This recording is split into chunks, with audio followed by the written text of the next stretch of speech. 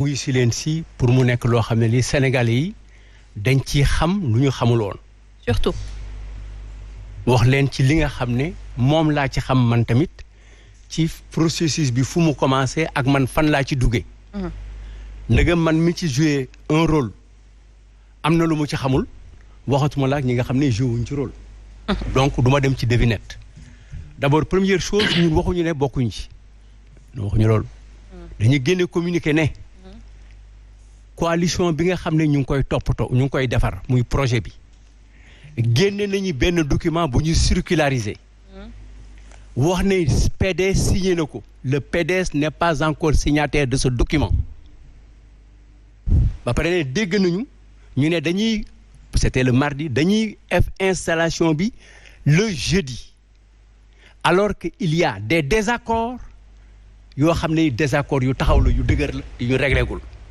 à part de ce moment c'est à cause de ces désaccords qui n'ont pas été réglés moo taxoon ñu téye suñu tànk mais ci projet de coalition bi la ñu bokkoon ci temps bu yàgg sax parce que gestation bi yàgg na.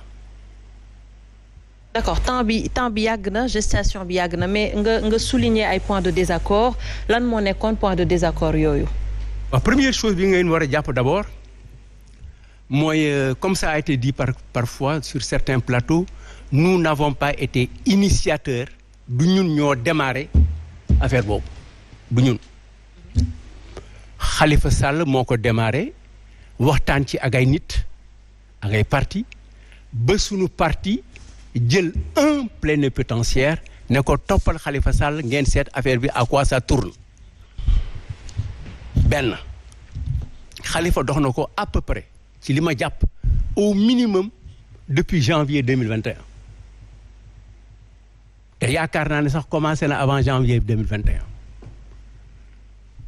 li ñuy jaayoon ñun comme marchandise moo doon une coalition à 4 composée de Taxawu Sénégal PASTEF PUR PDS loolu yéen a ngi ko jëkk a déggee parce que les travaux ont été dañ ko mener dans la confidentialité fii le Boubacar Camara wax leen toog fi waxu ne leen ne travaux yi dañ ko doon mener ci benn confidentialité bu rëy pour du feeñ xëy na sax loolu moo tax teewlul feeñ mais Serigne Moustapha Sy moo ko wax le jour de la Tamxarit.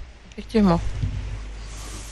coalition A4 bu ñu koy formé ñu ne d'accord premier li tax teeluñu ci dugg ñu ne pour combien de temps ñu ne ñu pour la durée des locales ñu ne non ñun soxla ñu dugg ci coalition pour les locales alors que 6 mois après on a les législatives ngoonte da ngay demaat ci beneen coalition est-ce que nous ne pouvons pas construire une coalition qui commence par les locales et qui enjambe les législatives kenn ci parti yi ne ñun d'accord nañu sax mu dem ba présidentielle ñu xam ne loolu c'est constructif loolu moo war gën ci li ñu nekkoon ñun depuis le 17 janvier pour aller à des élections avec des coalitions interterritoriales ñu d'accord ci.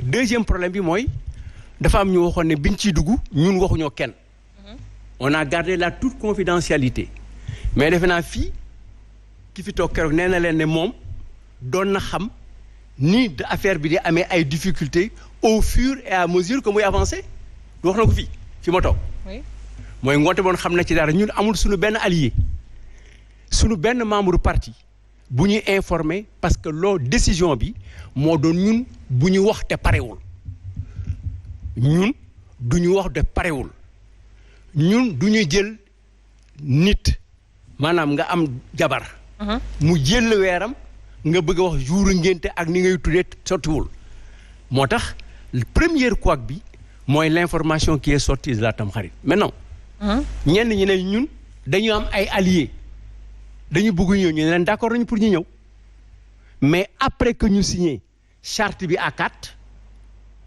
fixer au moins des règles préalables de jeu ku nekk wax sa bopp yaay kan mooy ñun ak ñoom ku ci nekk d'ailleurs c'est li tax muy gënoon yéex dañu doon bañ prétention PDS ci dox bu njëkk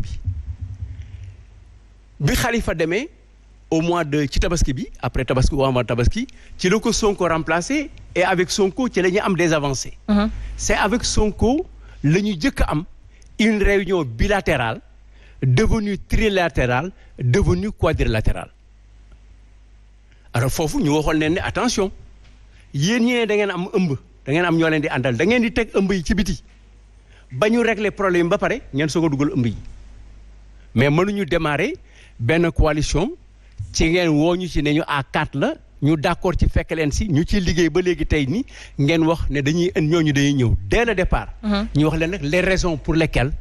On ne pourra pas être tous ensemble. On a eu des accords jusqu'au dimanche. Le lundi moi j'ai rencontré les leaders ñenn ci leaders yi ñëw nañu suma kër seet si ma ñu waxtaan mais ñu xam ne waxtaan bi c'est cristallisé comme ni ko Boubacar Camara waxee fii les désaccords étaient déjà cristallisés. À part de ce moment ñu def li ñuy def continuer ñoom seen voie parce que ñun bokkatuñ ci